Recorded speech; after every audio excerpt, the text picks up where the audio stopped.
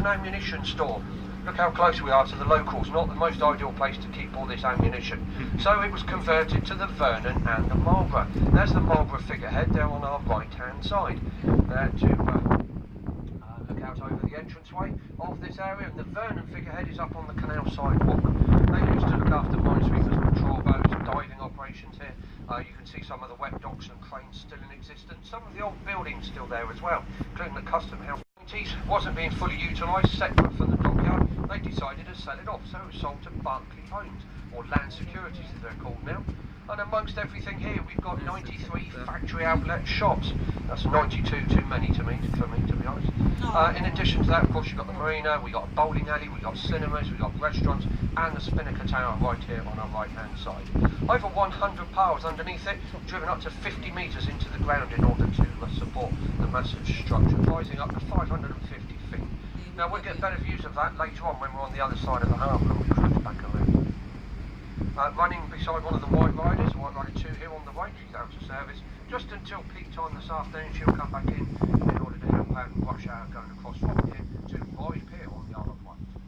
On the left hand side, the Wittonia, she supplies fuel to the barge up here, which then fuels up the cats and the car ferries. Bit easier to transfer because of the amount of fuel they have.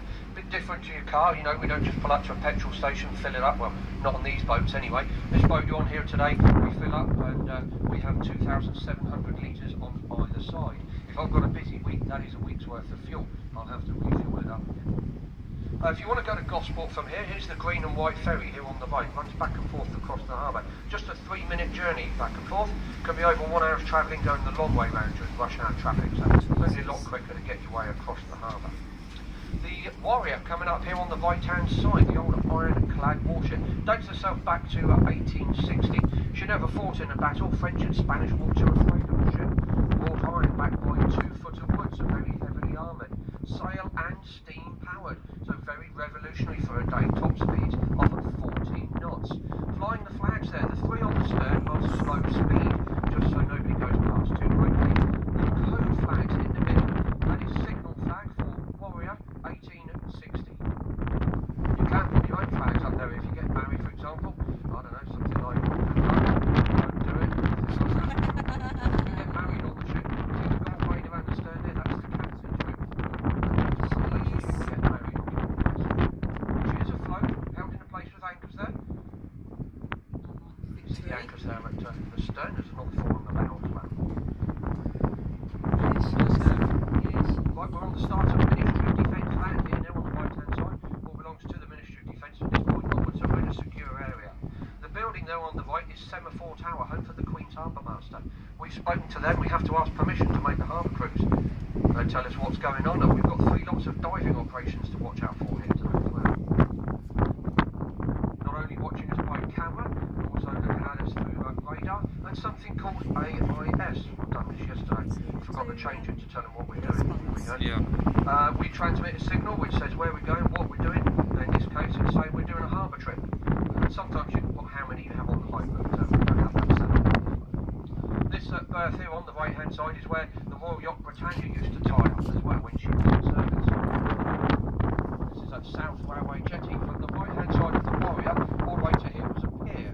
Used to bring the trains across into the Portsmouth side of the dockyard.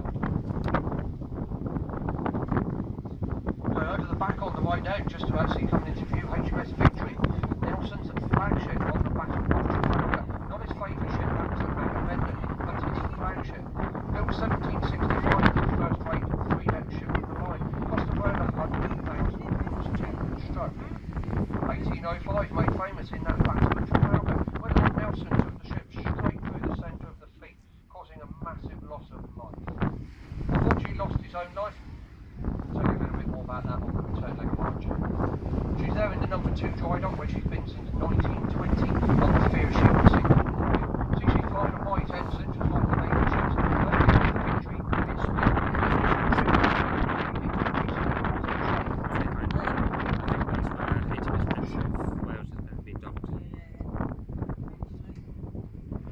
the scaffolding around that building there on the right hand side.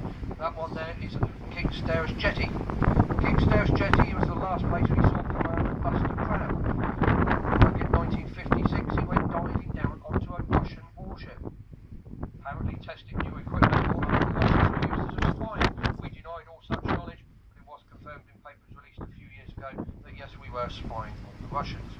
The body was found, but very strangely it had no head, had no fingers, had no means of identification. Into view again then, there's the Victory in the number 2 dock, the Mary Rose, the black building there in the number 3 dry dock. Henry VIII's favourite warship was lost in 1545, 1 mile south of the South Sea Castle. Raised in 1982 and put there in the number 3 dock. And of course there on the right as well, that brick building you can see with the slate roof. That's the most important part of our dockyard infrastructure here today. Well worth the camera picture. That's the joy of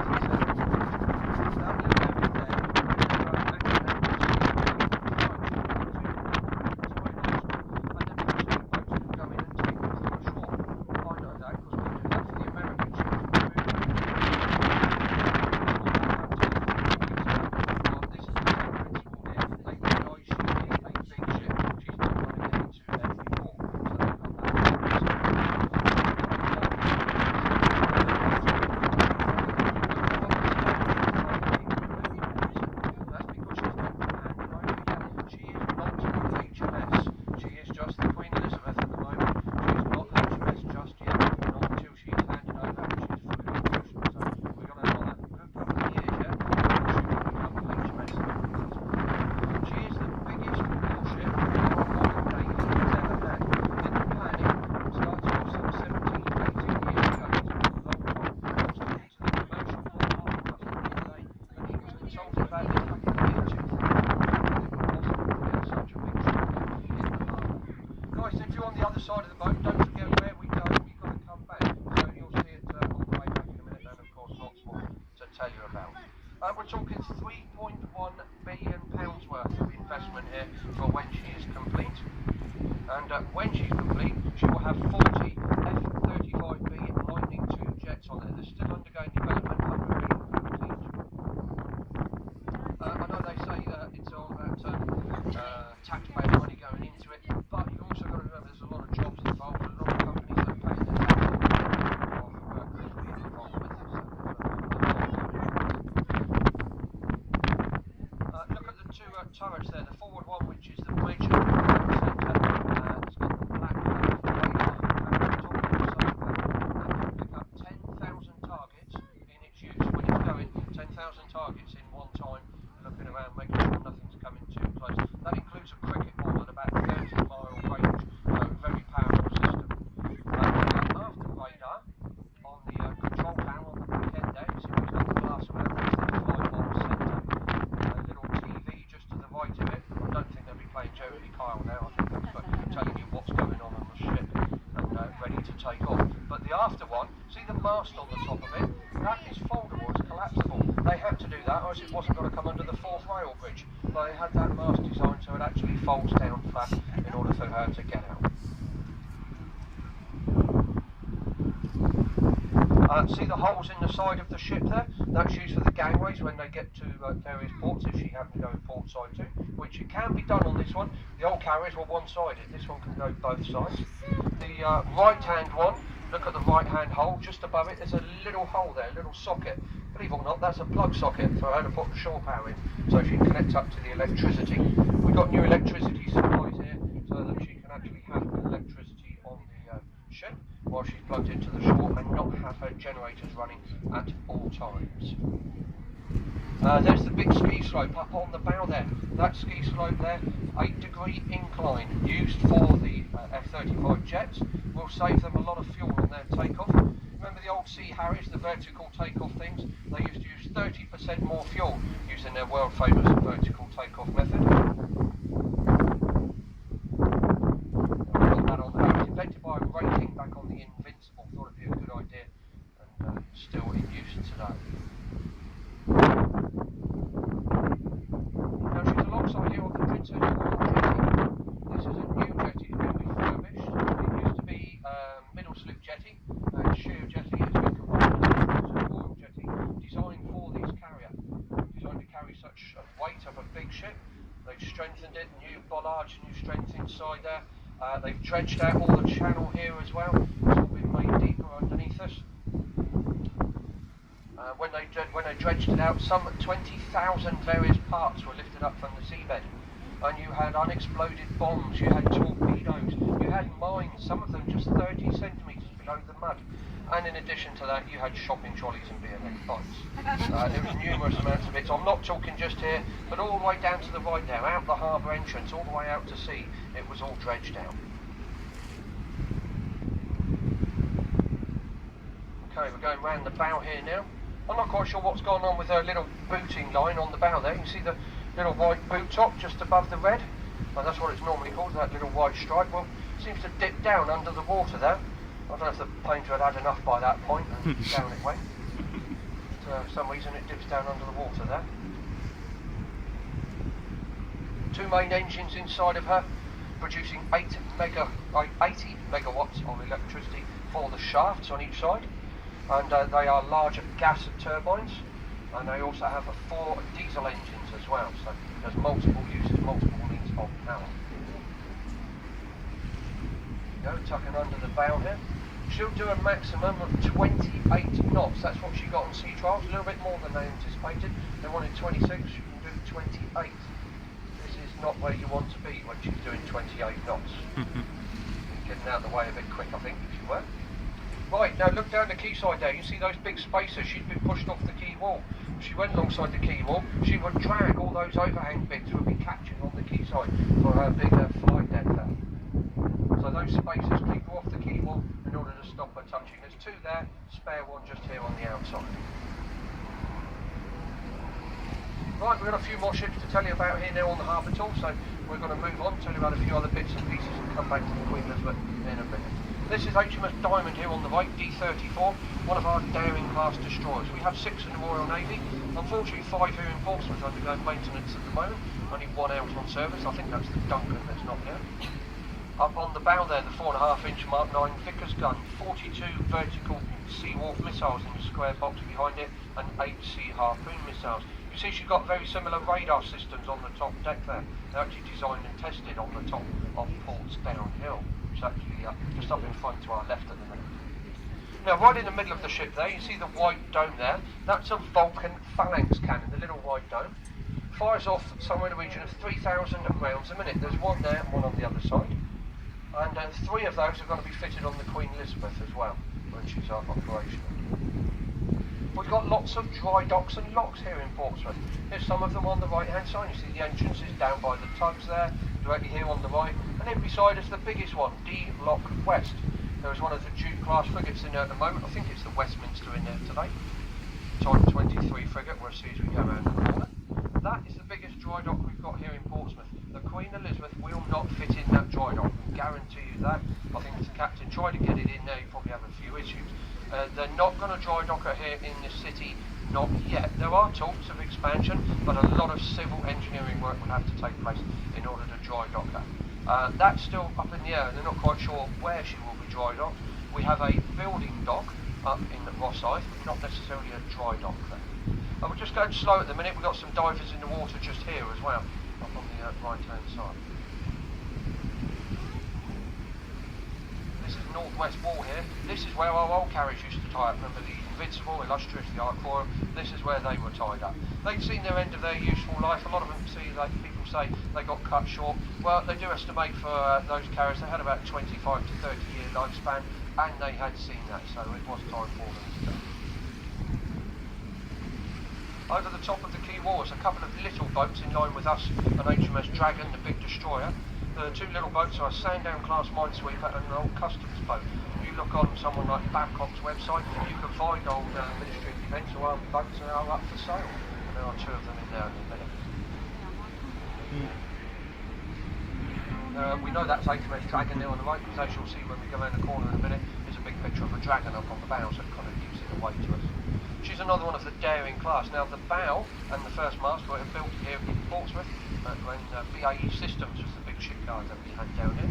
Unfortunately they've moved away from here now, that's where they were based. It's the big silver shed in the distance there on the right. They built the parts of the new carrier there as well. The bow section was built inside of that shed.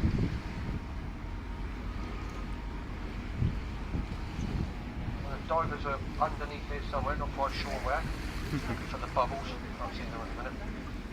They're underneath the shed there at the moment, underneath the quayside, which is all being checked out for its strength. This one just going a little bit slower as we go past it. There we go, there's the emblem of H.M.S Dragon up there on the bow.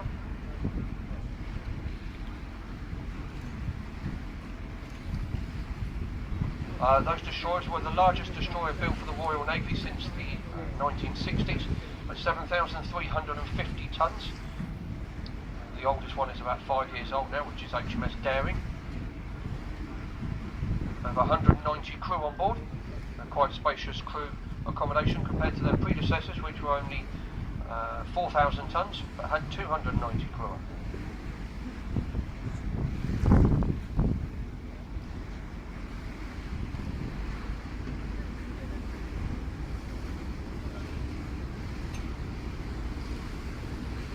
Coming up on the right now, two of our Type 23 Duke class frigates.